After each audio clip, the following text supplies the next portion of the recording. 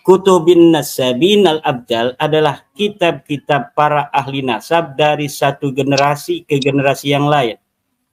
Tidak seperti apa yang telah di-framing oleh para pembela nasab alwi, katanya al-abdal ini maknanya para pakar. Abad 10 tidak boleh mukhalifatan lil usul, abad 9. Abad 9 tidak boleh mukhalifatan lil usul, abad ke-8 terus sampai abad ke-5. Ternyata setelah kita lihat di dalam kitab-kitab Umdah At-Talib, kitab As-Sabatul Musan, kitab Al-Fakhri Al-Asili Asy-Syajarah Al-Mubarakah, Muntaqilatut Talibiyah, Al-Majdi, Tahdzibul Ansab, apa yang ada di dalam kitab Tuhfatut Talib yang menyebutkan ada nama Abdullah sebagai anak Ahmad bin Isa, itu mukhalifatan lil usul. Walaupun satu kitab menyebutkan hanya satu, yang lainnya menyebutkan sempurna seperti Syajarah Mubarakah, tetapi antara satu kitab yang lain dengan kitab yang lainnya lagi tidak saling bertentangan. Nah, inilah yang disebut kitab sezaman. Inilah yang disebut kitab sezaman.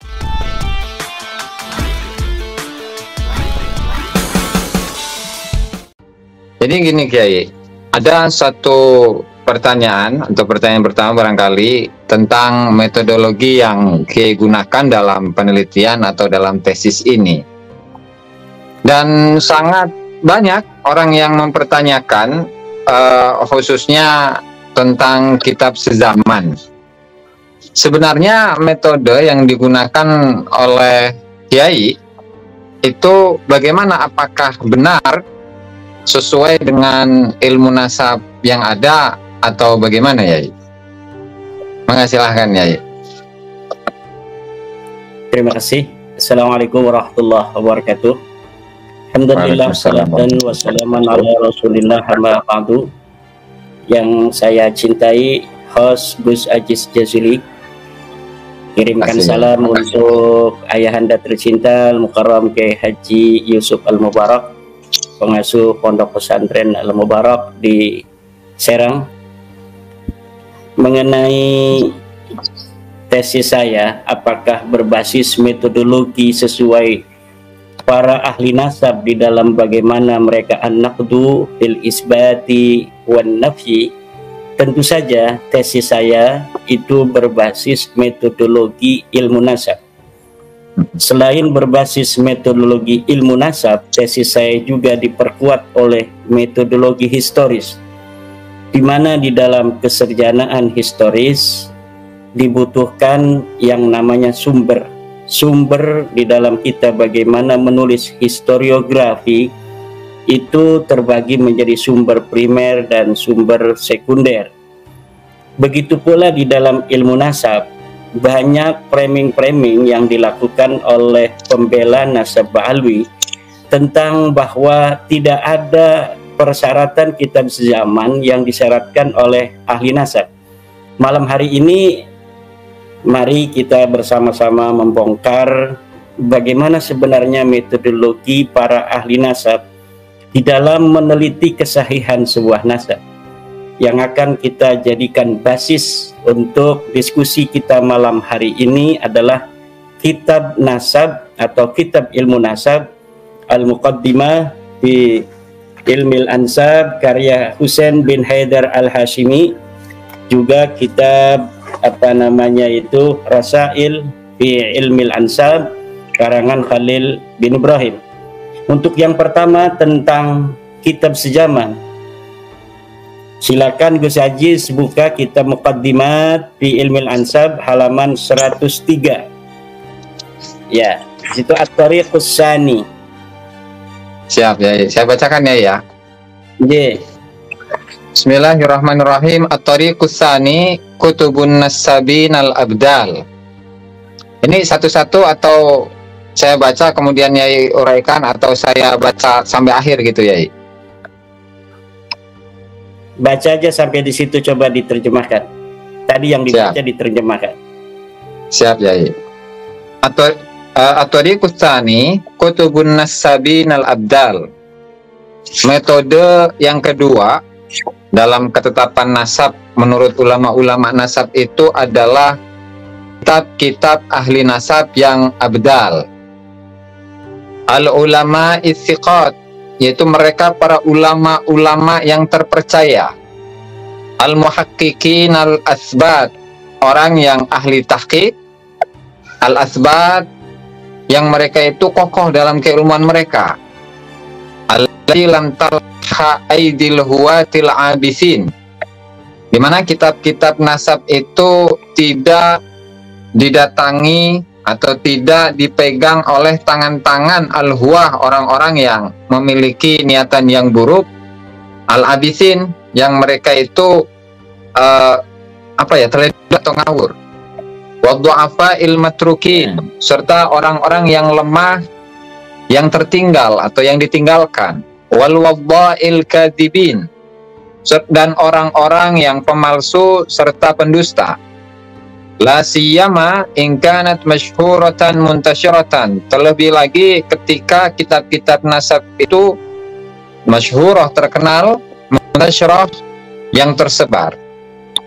Amma in kanat makhtutatan fayajibu at-tathabbutu minal khutut. Nah, adapun ketika kitab-kitab nasab itu masih dalam keadaan manuskrip, maka wajib untuk tasabbut, untuk meneliti atau untuk memastikan minal khututi, dari tulisan-tulisannya, wa muqabalatin nusakh makhtutah, dan juga membandingkan, muqabalah, membandingkan naskah-naskah yang masih manuskrip. Ya, cukup. Wa mata urifa, dan kapan diketahui khattun nasabatil muhaqqiq, khat atau tulisan seorang ahli naskah al-muhaqqiq, yang dia ahli tahqiq, as-siqah, yang terpercaya, fa innahu yu'malu bihi, maka khat nasabah tersebut bisa diamalkan. Ya, wa yakunu, siap. Di dalam apa yang telah dibaca oleh Gus Ajis itu sudah sangat jelas bagaimana pentingnya kitab sezaman. Dari mana itu syahidnya? Dari Kutubun Nasabin al-Abdal. Lafaz al-Abdal ini yang diframing oleh para pembela nasab alwi, bahwa kita memaksakan al-Abdal ini makna kitab-kitab sezaman. Al-Abdal menurut mereka para pembela nasab alwi, katanya maknanya adalah para pakar dan para ahli, seperti yang disebutkan oleh Gus Naji. Memang di dalam disiplin ilmu hadis, al-Abdal itu adalah para ahli. Di dalam kitab Rasail ini sebenarnya apa yang diinginkan oleh oleh penulis kitab ini, Sayyid Husain Haidar Al-Hashimi, apa sebenarnya yang ingin diinginkan dari kalimat al-Abdal? Silahkan Gus Ajiz lihat halaman 193. Ya. Al-lafdhu ala niyatil lafid. Lafad itu bagaimana niatnya orang yang melafadkan. Kita akan lihat bagaimana lafad al-Abdal di tempat lain di dalam kitab ini disebutkan, dan apa yang diinginkan oleh Syekh Sayyid Husain Haidar ini. Silakan, ada di situ adalah wal abdalu, langsung wal abdalu, ya. Ya, silakan. Apa yang diinginkan oleh al-Abdal di situ menurut Syekh Husain Haidar? Oh, nih. Wal abdalu, dan para abdal itu humul ladzina yakhlufuna ba'duhum ba'dha ala hadzal ilmi. Mereka adalah yang menggantikan atau melanjutkan sebagian dari mereka kepada sebagian yang lain atas ilmu ini. Nah, cukup ya. Dari situ kita telah mengetahui bahwa Kutubin Nasabin al-Abdal adalah kitab-kitab para ahli nasab dari satu generasi ke generasi yang lain. Tidak seperti apa yang telah diframing oleh para pembela nasab alwi, katanya al-Abdal ini maknanya para pakar. Satu kitab nasab di suatu masa itu bisa dijadikan sebuah hujah walaupun dia harus bertentangan dengan kitab-kitab sebelumnya. Tidak bisa. Al-Abdal di sini yang diinginkan oleh Syekh Husain bin Haidar Al-Hashimi adalah alladzina yakhlufuna ba'duhum ba'dan fi hadzal ilm. orang-orang yang saling menggantikan dari satu generasi ke generasi yang lain di dalam ilmu nasab ini. Artinya, kitab nasab yang belakangan tidak boleh bertentangan dengan kitab nasab sebelumnya. Kitab nasab sebelumnya tidak boleh bertentangan dengan kitab nasab sebelumnya lagi. Kitab nasab sebelumnya lagi tidak boleh bertentangan dengan kitab yang lebih tua dari dirinya. Terus demikian. Untuk lebih memperkuat, nanti coba Gus Aziz baca dalam kitab Al-Muqaddimah halaman 59. Siap. Bahwa an-nasab yasbutu bi arba'ati turuqin, itu dari situ. Kalau orang Banten bacanya turakin. An-nasabu yasbutu bi arba'i turuqin. Nasab itu tetap atau dianggap sahih bi arba'i turuqin dengan 4 metode. Yang pertama ar-ruq'ah, tulisannya.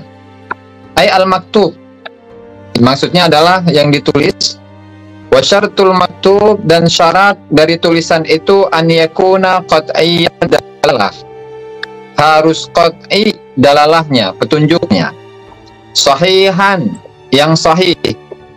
Falaisa kullu ma yuktabu sahihan, maka tidaklah semua yang ditulis itu merupakan sahih, benar. Walaysa kullu ma yuktabu, dan tidaklah setiap yang ditulis yuradu minhul maksud, itu maksudnya itu dituju. Fannasabu, maka nasab, yathbutu, itu bisa jadi tetap, idza wujida, ketika nasab itu ditemukan fi ruq'atin, dalam satu tulisan, au kitabin, atau dalam satu kitab, bisyarti an yakuna hadzal maktub, dengan syarat bahwa tulisan ini qat'iyyad dalalati alal maksud, harus qat'i dalalahnya kepada yang dituju atau kepada tujuannya.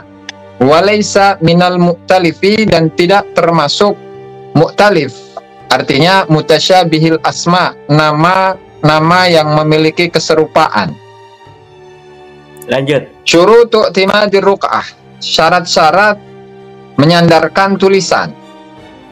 Alla takuna mukhalifatan lil usul, ruq'ah itu tidak boleh bertentangan dengan asal-asal. Iya. Wa alla takuna dhanniyad dalalati alal maksud, dan tulisan itu yang kedua, ya, dan tulisan itu tidak boleh bersifat dalalahnya, tidak boleh dhon kepada yang dimaksud. Cukup. Walaysa minal mu'talifi wal mukhtalifi, dan tulisan tersebut tidak termasuk mu'talif dan mukhtalif. Sama tulisannya, ya, tetapi maksudnya beda. Udah, cukup. Nah, dari apa yang dibaca saja oleh Gus Aziz, kita akan temukan bahwa menurut ahli nasab di dalam kitab Muqaddimah Syekh Khalil bin Ibrahim, ya, bahwa nasab itu tetap pertama, nasab itu dikatakan sahih, caranya adalah dengan ar-ruq'ah. Ar-ruq'ah itu ayil maktub, kitab, tulisan. Apa syaratnya tulisan itu? Syurutu i'timadir riq'ati atau ar-ruq'ati, kata Gus Aziz, alla takuna mukhalifatan lil usul. Sebuah kitab tidak boleh berbeda dengan kitab-kitab asal, dengan kitab-kitab sebelumnya. Al-usul di sini adalah kitab-kitab sebelumnya. Jadi sebuah kitab yang hari ini ditulis dalam masa kita sekarang tentang nasab keluarga Nabi, itu tidak boleh bertentangan dengan kitab-kitab sebelumnya. Misalnya pada abad ke-13. Abad 13, kitab-kitab itu tidak boleh mukhalifatan lil usul, tidak boleh berbeda dengan kitab-kitab asal dari abad 12. Kitab nasab abad 12 tidak boleh mukhalifatan lil usul abad 11. Kitab abad 11 alla takuna mukhalifatan lil usul abad ke-10. Abad 10 tidak boleh mukhalifatan lil usul abad 9. Abad 9 tidak boleh mukhalifatan lil usul abad ke-8, terus sampai abad ke-5. Sekarang kita lihat kitab Tuhfatut Talib di abad ke-10 yang mengatakan bahwa siapa Ahmad bin Isa mempunyai anak Abdullah, apakah dia mukhalifatan lil usul atau dia muwafiqatan lil usul? Ternyata setelah kita lihat di dalam kitab-kitab Umdah At-Talib, kitab As-Sabatul Musan, kitab Al-Fakhri Al-Asili Asy-Syajarah Al-Mubarakah, Muntaqilatut Talibiyah, Al-Majdi, Tahdzibul Ansab, apa yang ada di dalam kitab Tuhfatut Talib yang menyebutkan ada nama Abdullah sebagai anak Ahmad bin Isa, itu mukhalifatan lil usul, berbeda dengan kitab-kitab sebelumnya. Al-Usul adalah kitab referensi bagi sebuah penulisan nasab keluarga Nabi yang ditulis dari ulama-ulama sebelumnya, karena ulama sebelum itu namanya usul. Syaratnya ulama-ulama yang kita ambil referensinya tidak boleh mukhalifatan lil usul lagi, terus tidak boleh mukhalifatan lil usul. Coba kita lihat kitab-kitab mu'tabarah fi ilmil ansab, seperti dari mulai abad ke-9 karya Ibnu Inabah. Itu karya Ibnu Inabah tentang anak Ahmad bin Isa, ketika dia menyebutkan satu namanya Muhammad, apakah nama Muhammad ini mukhalifatan lil usul? Tidak. Sama dengan kitab Musalsabatul Musan, ada nama Muhammad. Kemudian sama dengan kitab Al-Asili, ada nama Muhammad. Sama dengan kitab Al-Fakhri, ada nama Muhammad. Sama dengan kitab As-Syajarah Mubarakah, ada nama Muhammad. Sama dengan kitab Muntaqilah, ada nama Muhammad. Sama dengan kitab Al-Majdi, ada nama Muhammad. Sama dengan Tahdzibul Ansab, ada nama Muhammad. Berarti kitab Ibnu Inabah Umdatut Talib itu mu'tabarah li'annahu la yukhaliful usul. Kemudian kitab Asy-Syajarah Al-Mubarakah, hal kana Asy-Syajarah Al-Mubarakah mukhalifatan lil usul? La. Ketika kitab Asy-Syajarah Al-Mubarakah menyebutkan nama anak Ahmad bin Isa 3, yaitu Muhammad, Ali, dan Husain, dia tidak mukhalifatan lil usul, karena Muntaqilatut Talibiyah menyebutkan nama-nama yang disebutkan oleh kitab Asy-Syajarah Al-Mubarakah, Muhammad, Ali, dan Husain. Muntaqilatut Talibiyah menyebutkan 2 nama, 1 nama Muhammad, 2 nama Ali, Husain tidak disebutkan. Kemudian kitab Tahdzibul Ansab, ada enggak bertentangan dengan kitab Asy-Syajarah Mubarakah? Tidak, walaupun dia tidak menyebutkan semuanya, tapi nama Muhammad yang disebutkan oleh kitab Asy-Syajarah Al-Mubarakah itu ada di dalam kitab Tahdzibul Ansab.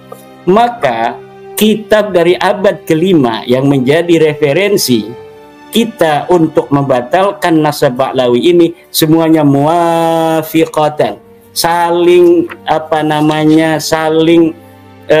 tidak bertentangan antara satu dengan yang lainnya. Walaupun satu kitab menyebutkan hanya satu, yang lainnya menyebutkan sempurna seperti Syajarah Mubarakah, tetapi antara satu kitab yang lain dengan kitab yang lainnya lagi tidak saling bertentangan.